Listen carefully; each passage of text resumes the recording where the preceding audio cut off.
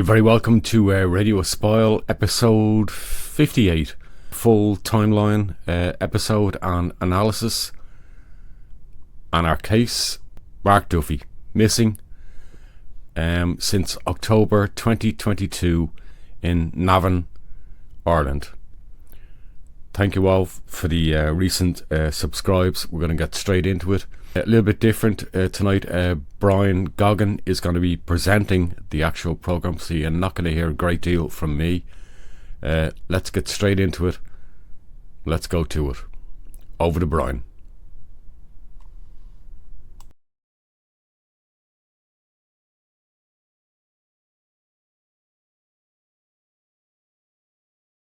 The Mark Duffy timeline case, and as I said, straight over to Brian.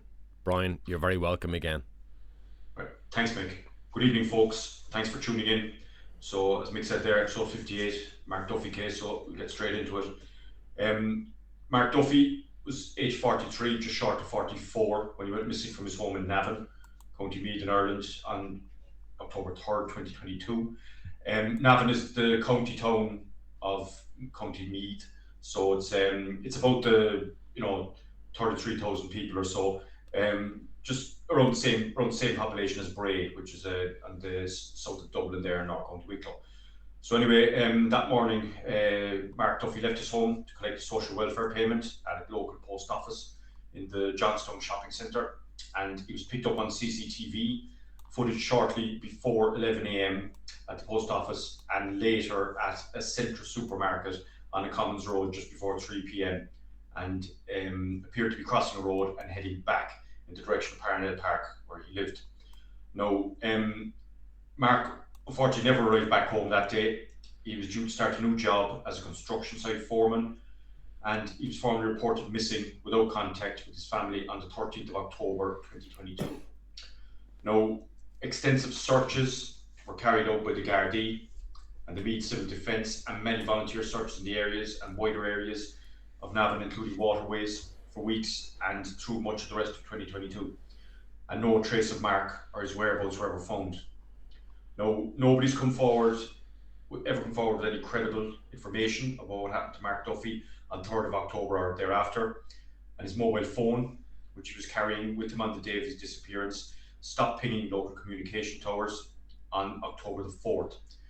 And that led Gardaí investigators into his missing person case to believe that he had not left the immediate area of his home, whatever occurred to him on that day, the 3rd.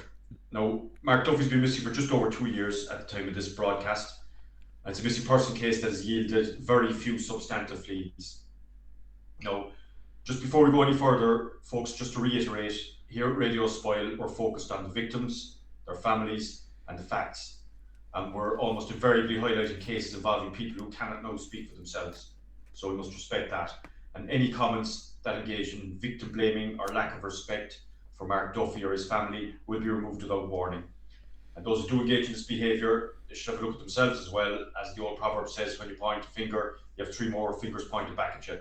So please be respectful in the comments and if you comment on the video below. Now, let's go into the case background now. Now, Mark Duffy was born on December the 1st, 1978. He was the eldest of 3 children, born to Fergus and Martina Duffy, and their children were Mark, who this show's about, this broadcast about, Leah and Stephen. And they were raised in Parnell Park, Navan, County Meath. Now, from an early age, Mark was always outgoing, a larger-than-life character, active in GAA, sports, and developed a wide circle of friends as he grew older after schooling. And for non-Irish viewers there, GAA is the Gaelic Athletic Association, so there'll be Gaelic football, the Irish football, hurling, also handball, not the Olympic handball, the handball and rounders, the 4 Gaelic games. So more so Gaelic football and hurling will be very popular all over, so that's what we talk about when we say GAA, colloquially known as GA as well. Okay.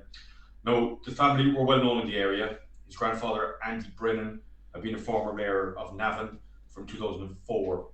And over the years as he grew up, friends would nickname him Rubber and would often affectionately refer to him by this sobriquet rather than his first name. So outside of work, Mark was active socially, never far from the spot of DJing or karaoke locally, and he made friends easily, and to family and friends he took life in his stride and rarely appeared to be stressed, including, and the same way, close to the time of his disappearance. Now, he was the father of two school-going children at the time and doted on them. He had their names tattooed on both arms, in fact, and his family revolved around them. Now, at the time of his disappearance, Mark was dealing with a knee injury, which limited some of his activities, and he walked with a noticeable limp. And that would be something that would be very apparent on the last CCTV image of him in the Navan area. Now, on 16th of December 2021, Mark's father Fergus passed away unexpectedly, and Mark took on most of the arrangements for his mum and his family, and as the oldest sibling, he very much assumed the lead role in the family then and was considered a rock and dependable kind of person who never lost his perspective on life and lovable sense of humour. Now, because, do you want to say anything there before you're going to display the case profile there? This was a case that I think we've been looking at since late last year. I won't go into the reasons why, but we kind of held off throughout this year until doing it, until we felt we fully had at least a bearable timeline at the level that we wanted to do. And I'm not going to pretend that unlike a lot of the cases, I often think of this case when I think of the case that we did with Brian Kinselet, where we did a case that there were missing gaps, and we're going to talk about that throughout this episode. Okay, thanks, Mick. So we get into the timeline now, folks. Now we're on Monday, October the 3rd, 2022. So just over 2 years ago. Now, sometime after 10 a.m, Mark left his Navan home and travelled to the post office located at Johnstown Shopping Centre to collect a social welfare payment. Now, he was wearing a black jacket, cream or white hoodie, and the hood of which was outside his jacket, and black tracksuit bottoms and navy trainers. We have a map there that shows as well where the social welfare office is, and where he'll get to later as well then after that. Now, that morning, Mark's captured on CCTV at the post office, and then he leaves the premises, and that's at 10:47 a.m.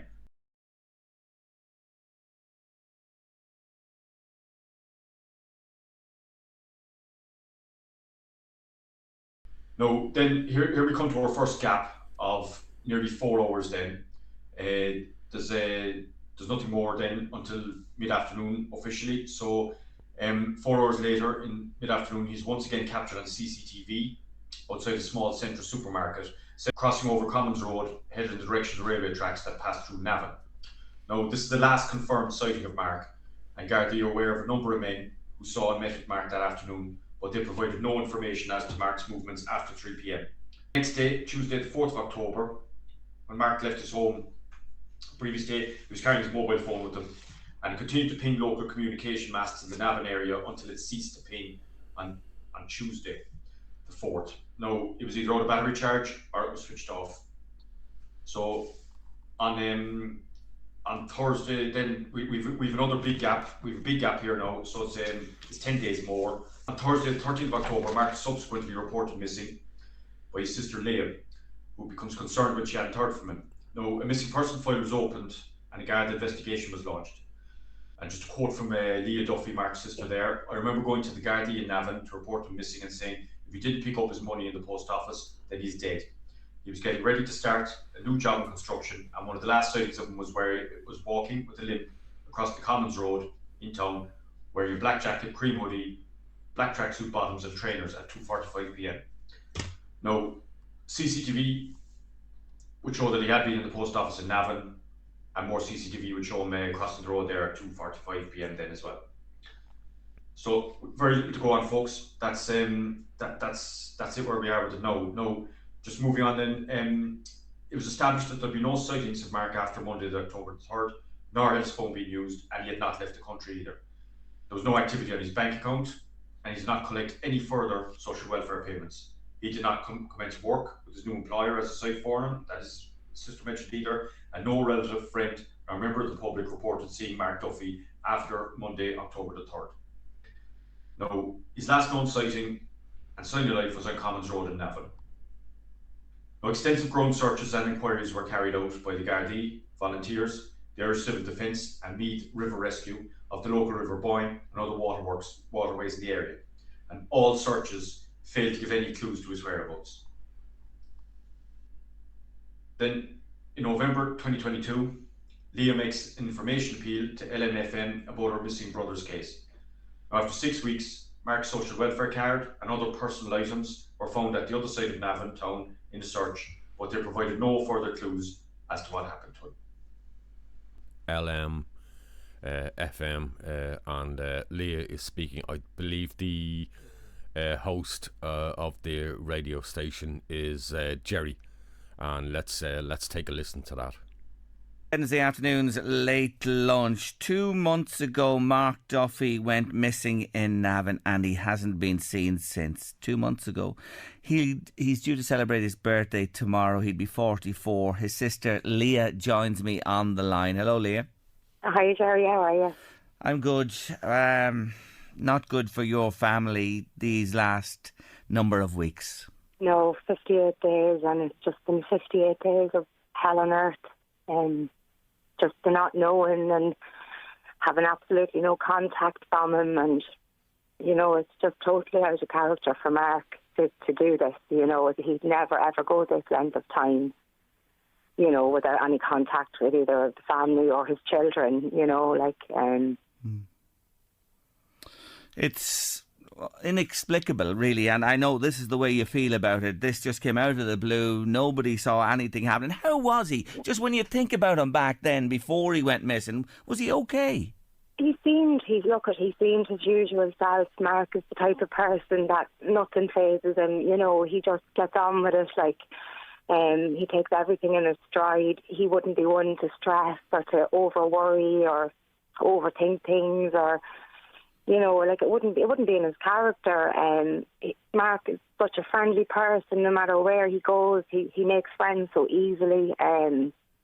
He's just a real people person. He's the gift of the gab.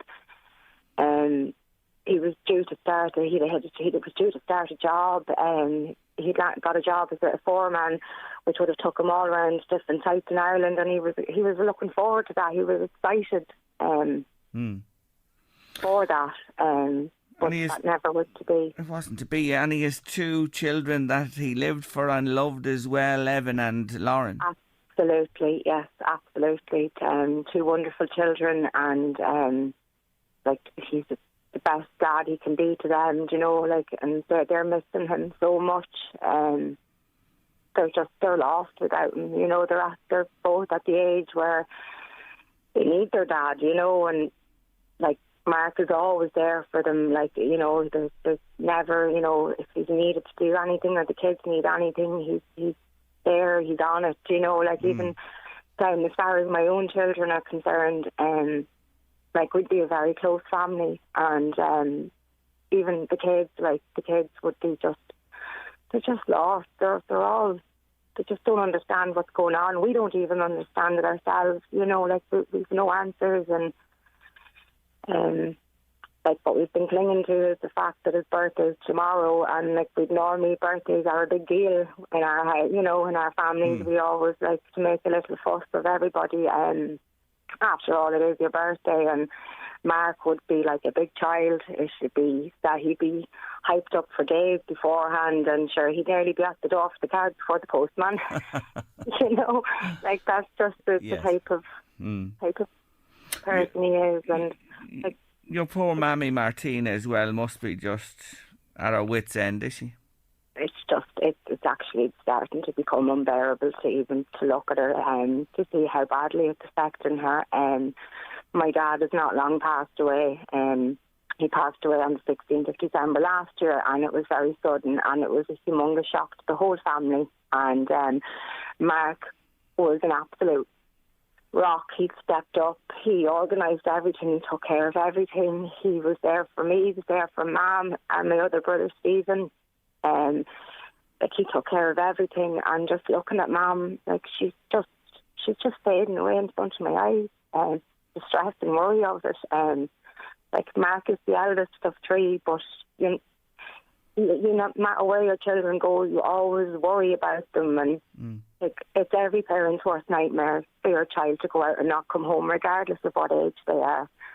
I know Mark might be turning 44 tomorrow, but that doesn't stop Mum from, like, he's her, firstborn, and because he has been such a rock to us for the past 11 months, like, we really miss him, and, like, there's a huge void in our family now. Yeah.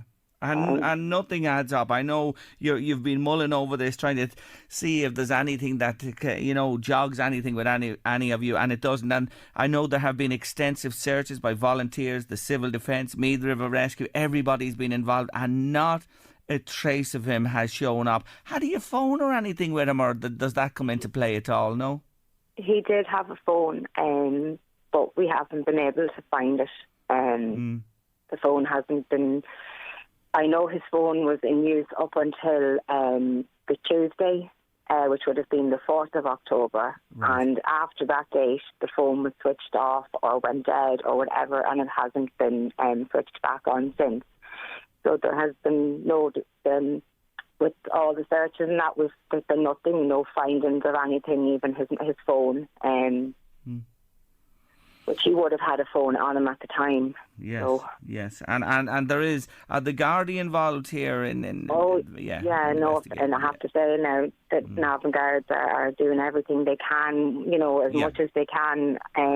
Like, literally, Mark literally just disappeared. Like, he was last seen on the Commons Road area at the Centra around 2:45 in the afternoon on the Monday. And after that, there's nothing.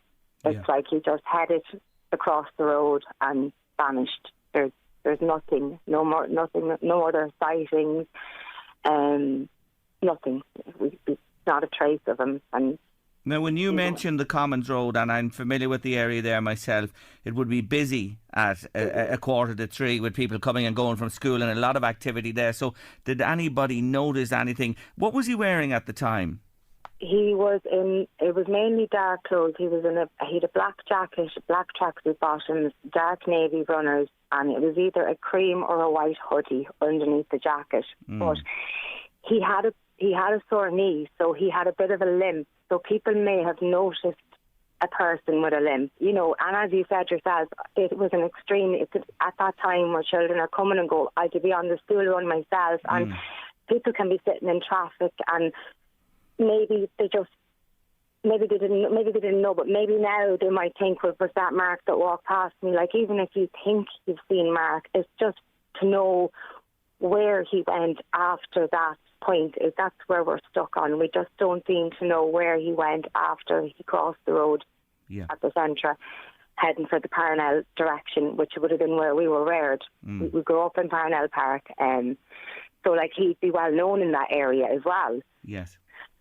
So that's why we're trying to appeal to people. Like, there might be people with dash cam that they haven't thought about, if on that specific date maybe, or if they were on the school run and noticed Mark, as I said, he had a bit of a limp because his knee was giving him some trouble. So, like, that might jog some people's memories, and maybe, Yes. And just to say again, Monday the 3rd of October, 2:45 in the afternoon, Commons Road, round the centre there. Does it ring a bell with anybody? You saw somebody in dark clothing, perhaps with a bit of a limp because of an injury he was carrying. He's 5'8" and tall, 5'8" tall. He's a broad build, brown hair and blue eyes is the description that have been issued to everybody. If you saw anything, if you have dash cam, if you're in that area, you never know. There just might be something that would give a clue. His birthday tomorrow, 8 weeks. Yeah. It's a long time, isn't it, not to hear anything? It is, and as I said, every day that this goes on, it gets harder to stay positive. You're trying to come up with different scenarios in your mind, and but deep down, I know myself. I don't believe Mark would ever go this long without contact, and especially with everything that's coming up. His birthday tomorrow, Dad's first anniversary. It's just totally out of character for him. So it is.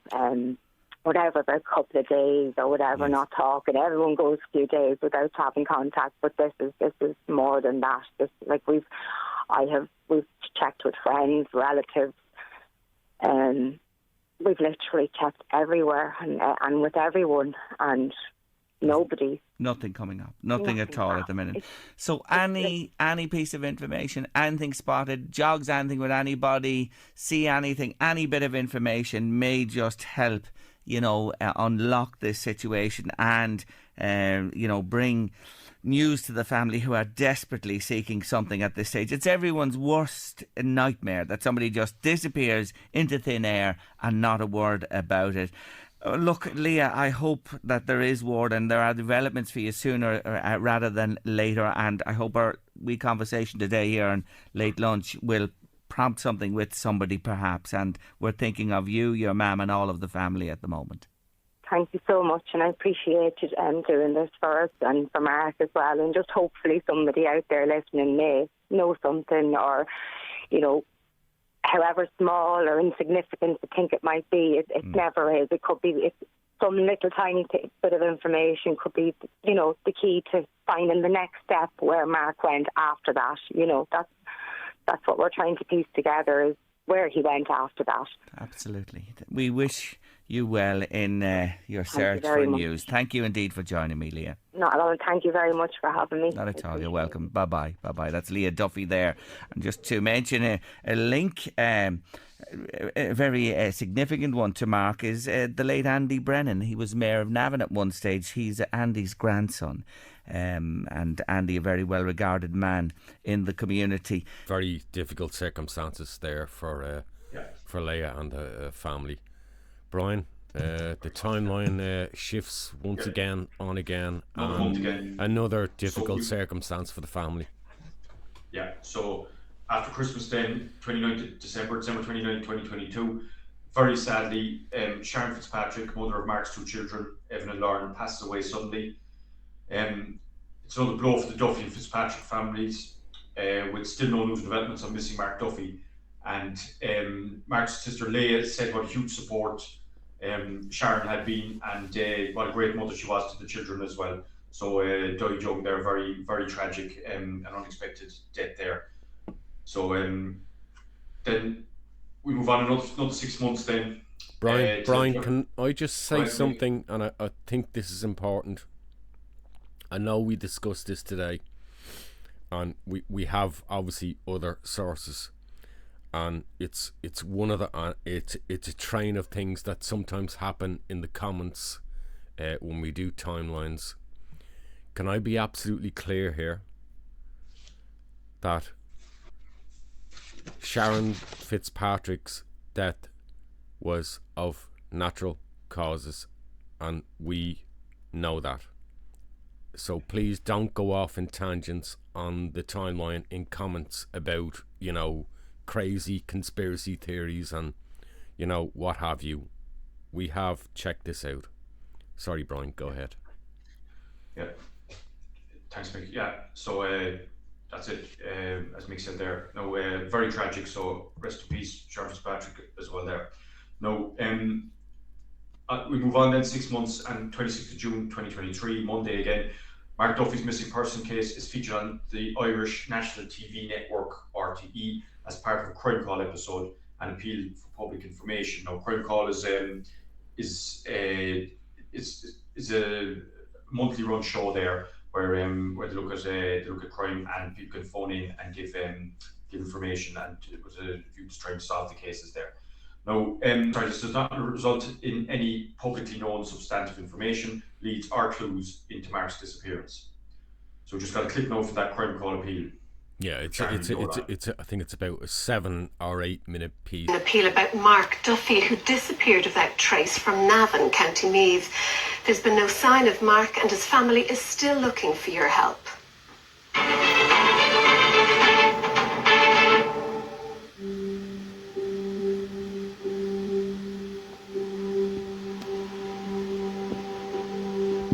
Mark is the life and soul of a party. You can be sure he's the first one on the microphone, and he's the last person on the microphone. Ever changing as it flows.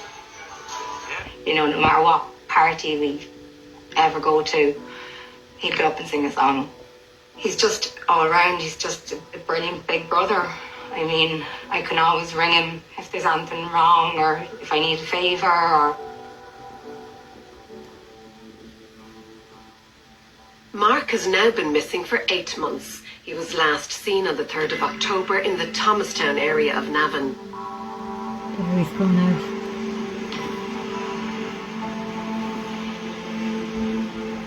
We have conducted searches in the surrounding area, but have found no signs of Mark or his belongings. His children miss him and my children miss him and everybody misses him, and we just, if anybody out there knows, you know, anything, if you've seen Mark, even if you think you've seen him, however small you think that may be, please just tell us. We just really want him home. You know, there's just another link in our family, it's broken and we need him back. So we do, we want him home.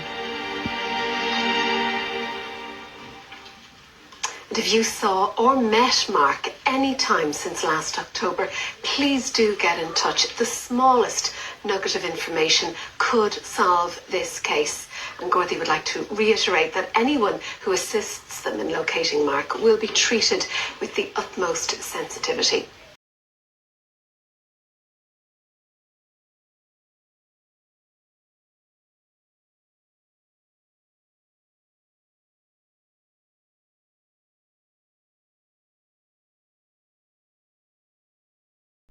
Brian, you know, go ahead, Tuesday, October the 3rd, again, a very difficult day for the family. Yeah, definitely. So that's this is the first anniversary, and family and friends of missing Mark Duffy gather at Lumley Park for 7 p.m. vigil to mark the first anniversary of Mark Duffy's disappearance.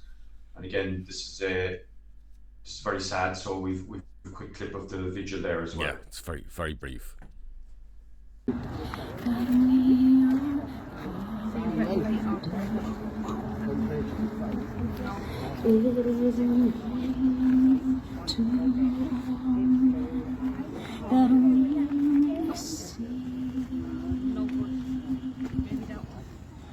And in dying that we are born to turn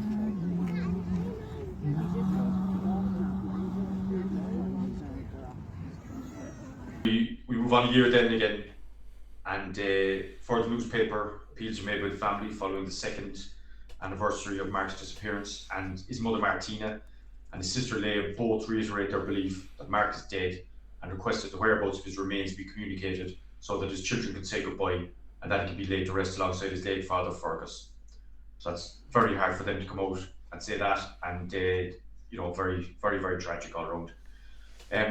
2 days later, on Friday, October the 11th, 2024, which is just a week ago there was a night of music, a fundraiser held for Mark Duffy in Navan in conjunction with the Missing Persons Helpline of Ireland as well. So that's it as far as the information goes. And we should stress as well, Brian, about that fundraiser. That was specifically a fundraiser for the support that the Missing Persons Helpline in Ireland gave the Duffy family. This wasn't specifically a fundraiser for the Duffy family itself. It was a thank you on behalf of the work that Missing Persons Ireland had done for them. We'll move towards the conclusions and analysis now. And so, on the one hand, Mark Duffy's disappearance is a difficult case to analyse fully, as we've so little to go on. But on the other hand, most of the little we do have to go on is quite solid. So we'll just boil down what we know about Mark himself, his movements on the 3rd of October, and where that could possibly lead us. And then we'll match this against the usual list of possibilities for what potentially have become of a missing person. Now, just to call out here as well, the Gardaí and the family are privy to more information than has been released publicly.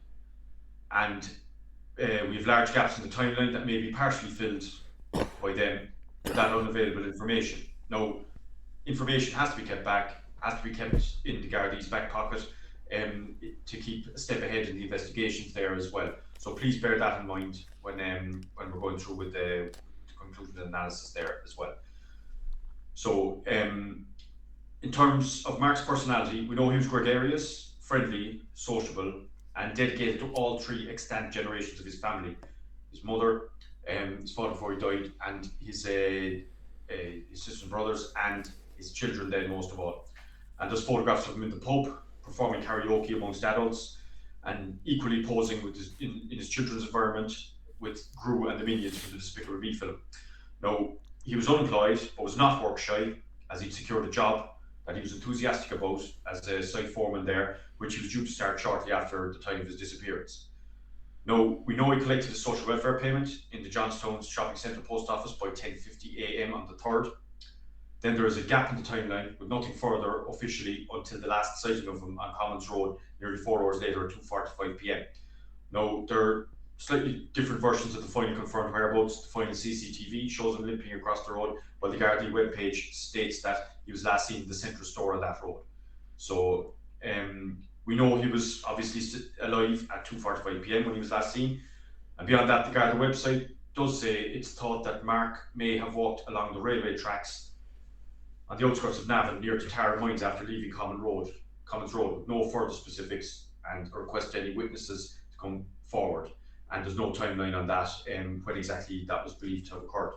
Now, we just recall the map from earlier again. We just show the map there, and you can see the social welfare offices down in the bottom right-hand corner, the Centra's up in the top left-hand corner, approximately 3.5 kilometres there. So if you look at getting back to the main road up the middle there, I suppose about a kilometre in from the social welfare office at the bottom, say a kilometre and a half up there, up to the top before the sharp left turn, and then say another kilometre there. So just looking at that, roughly about 2 kilometres from the centre to the railway tracks, and more if you keep going down the railway.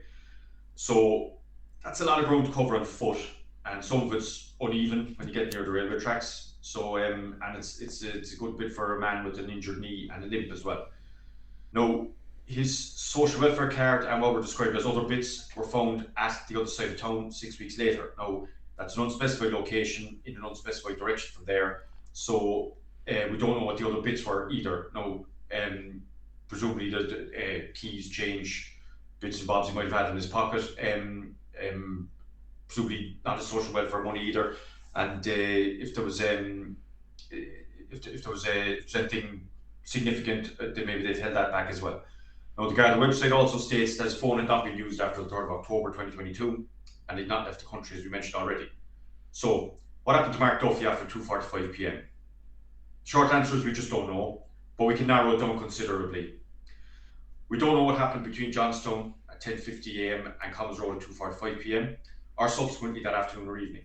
But Gardaí are aware of several men that he spoke to that day, and we can be quite sure through whatever happened and whoever he encountered, both of those things have been bearing on the case.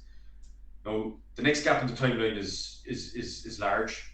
He was last seen on the 3rd of October, and he wasn't reported missing until the 13th of October.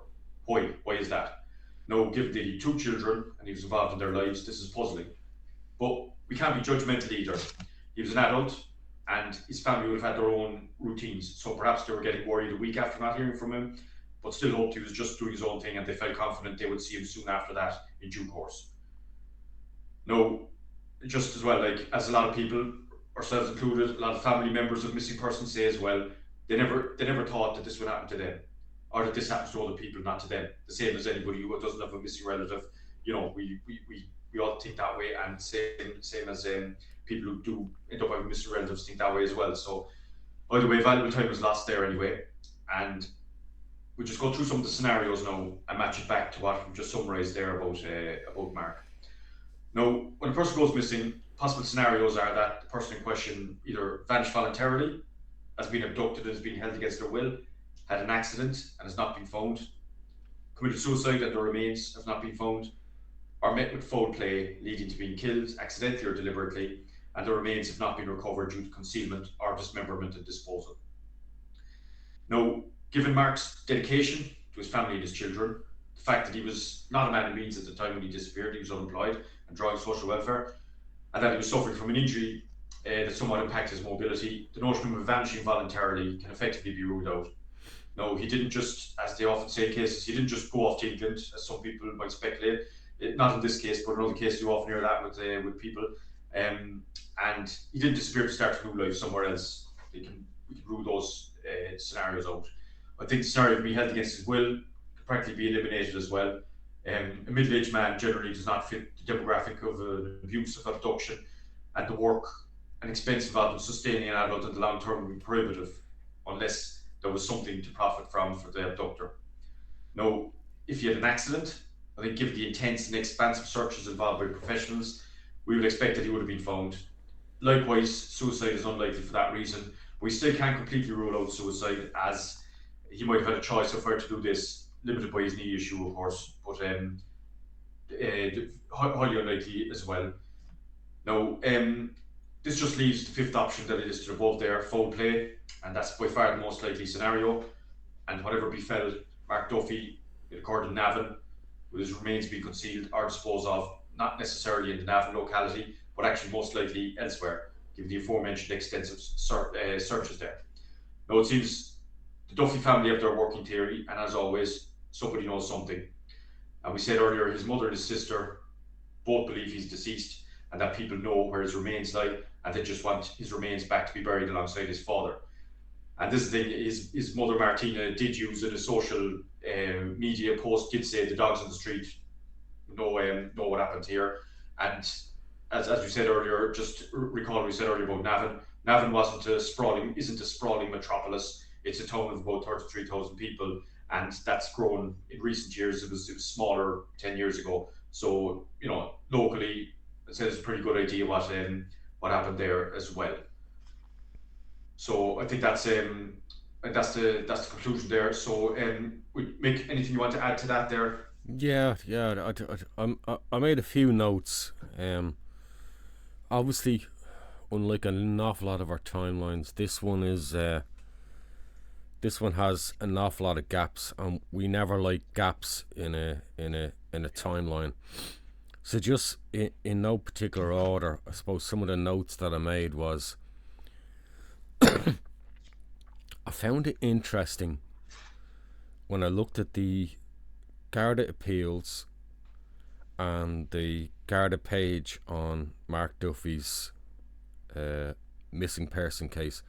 I found it interesting that the tattoos, there was no specific reference to them in any of the appeals, the photo alerts, and yeah, what can you draw into that? Is it that the lack of mention of them already led them into more ominous reasons as to what happened? I thought one of the other interesting aspects, and again something the Gardaí are not speaking about, and I'm sure they have their own reasons, is the personal items. The social welfare card that was found, I think this was about 6 weeks after, and yet again there's no reference necessarily to them in all the appeals. What was found, what was forensically checked, or where it was found either. Or where specifically geographically, and sometimes there's a reason Gardaí do not want to give that information away. The other thing I thought of is, if you went missing, and I mean of your own volition, your social welfare card is maybe one of the last things you would ditch if you're not working, because you might just need that if you're going somewhere else. Also, look, and again, it's no bearing on the family, the length of time to report. I'm sure Evan and Lauren, his kids, were asking, where's Dad in all that time?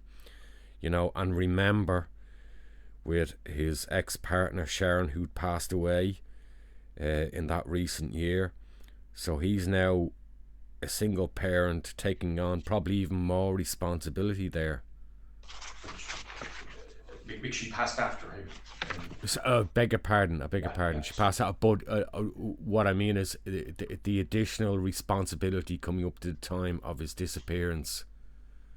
And also his dad passing away the previous year. So the family, collectively, a close family, had experienced two natural tragedies that were sudden to them, that were unexpected. So I know you said we can't totally exclude that he just made a decision, and I wouldn't totally exclude that possibility, but I still think there are aspects that far outweigh that. The other thing I want to mention, and it's why I mentioned his ex-partner Sharon and her passing, and I think I mentioned it before, I want to mention it again if I didn't. The knee injury, please, no conspiracy theories. The knee injury was something that was there. It had nothing to do with the events of the day itself. It has no connection. The other thing I noted was obviously our timeline blanks. We have the 3.5 to 4 hour period between 10:47 a.m. in the post office where he collects his social welfare, and then the 2:45 CCTV on Commons Road beyond the Centra as he walks in the direction towards I think it's Parnell Park, and then obviously the 10-day period until he's missing. I have one scenario in mind, and I don't want to go too much into speculation, but we definitely need more information from the people that he spoke to and interacted during that 3.5, 4 hour period. Like, the other question I would ask, he lived in the local area in Navan. Did he leave the post office and go back home? We don't know that. At 2:45, he's crossing the road. And as Leah well pointed out, notably, that's a time when kids are leaving school, parents are picking them up, there's lots of activity and movement. Why wasn't he seen at that time? What exactly was going on? The other scenario is, wherever he was, in visiting somebody, in a pub, in a shop, whatever, did somebody follow him out? Did somebody know he had an amount of cash on him and follow him, and something subsequently happened? Was there a previous altercation and somebody followed him? I don't know. There are also all of the scenarios that are open to us. I don't know, Brian, your own thoughts?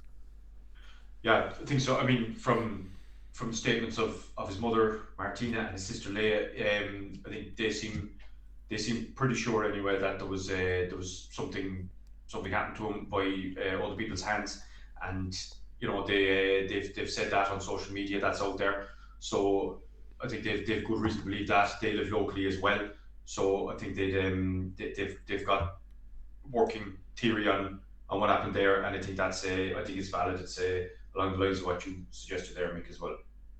Yeah, and I'm not suggesting that did happen. I'm just proffering it as a more maybe heavier probability or likely scenario in regards to when somebody goes missing. Whatever we consider, believe me, of your own volition, it's difficult to go missing. And if you make a decision, a final decision to end things, then we should really have had more sightings, a body discovered in the thorough searches, and we don't have that. And this is why in cases like this we keep repeating that, look, if an unfortunate circumstance occurred and there's no nefarious means, we should have physical evidence of discovery and remains pretty soon after extensive searches, and we don't have that in this case. But what we do have is an awful lot of gaps and an awful lot of questions. Yeah, that's what went through the 5 scenarios. The suicide one is more likely than the others, but it's still considerably less likely than the foul play scenario. I think considerably less. Yeah, because that's it. If he did commit suicide, he could decide where he did that, and if he knew that he would be concealed, you know. But you know, again, that's it. You're just getting you know, getting into down the rabbit hole a bit with that there. But as I said, that's the way it would have. I think the other thing is we know obviously access was given to the phone records. The fact that if the phone in the personal items was found, I think we'd know that. And the fact that that's never been stated, and Leah has seemed to indicate in all her interviews and media presence that his phone was never found. It simply was either switched off or maybe more likely just ran out of battery eventually after 24 hours on the October the 4th, the following day. Does seem to suggest something more nefarious. Yeah, agreed. Okay, anything else you want to add there, Mick? Yeah, I again, it's one of those cases. I keep thinking back to the case we've covered that I can most not link, but most come to mind is Imelda Keenan, and what's the other case we covered recently where there was a huge amount of gaps as well, and the Dean Roach case as well. You know, these are cases where when you have huge amount of gaps, it is incredibly difficult to come to any conclusions as to what exactly has happened, other than a leaning to something more nefarious has happened if remains or a body hasn't turned up. And ultimately, that's all the family want at the moment. Yeah.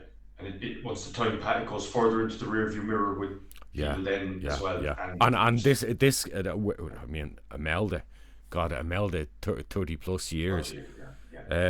Dean, but this case is not that old in relatively speaking terms. This is for us is a recent case too. It's one of the most recent ones we covered. Next year it'll be 3 years. So we're only just over the 2-year mark, and this is the crucial time, because I don't want the Duffy family to be standing in the same shoes as the Imelda Keenan's family, you know, in 30 years' time going, oh, nothing's been done. This is the time to come forward now, where things are fresh in your mind, and to resolve this case for the sake of the family. If you know what happened, speak privately, but for goodness sake, speak. It's very, very distressing, very tragic. I don't think there's any more we can say, Brian. No, I think so. I think we are where we are. The most important part of the reason why we did this timeline was to highlight the case, because we don't want this case to be forgotten about, and because it's a more recent case in recent years, it still potentially can be solved. We don't want another family waiting 30, 20, 30, 40 years, 50 years without answers. and people Yeah, going exactly. to the grave without answers. That cannot happen. That cannot stand. Exactly. And I just want to say as well, thanks to reporter Louise Walsh, who helped us with some information there, and she's been a good advocate for this case. She's written a couple of pieces there in the newspapers for it and for the family as well, you know.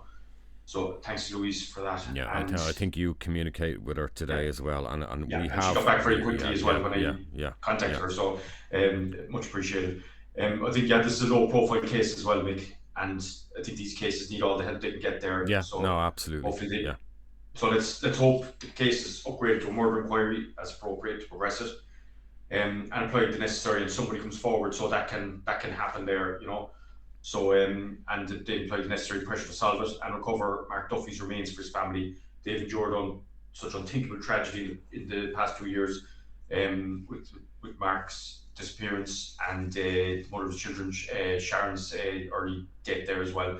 And so if you have any information, you can contact the Gardaí at Navan Garda Station on the Irish number 00353 46 9036 100. And also the family have a Facebook page as well, a group. Please help us find Mark Duffy, Rubber's nickname in brackets after. So this is in the description underneath the broadcast. Yeah, we'll include it there, and we'll also include the missing persons page as well, with the numbers. You can pause it if you have information, what have you. So please check out the group there. If you have anything, you can contact the family there, or you can contact the Gardaí on the number I mentioned earlier. Okay, folks, thanks for tuning in to this episode of Radio Espial. So stay safe, look after each other, and hopefully be back with another timeline in about 2 weeks there. Yep. Thank you, Brian, for putting the timeline together. Okay. As Brian said, take care. God bless. We'll see you. We'll see you soon. Take care. Bye bye.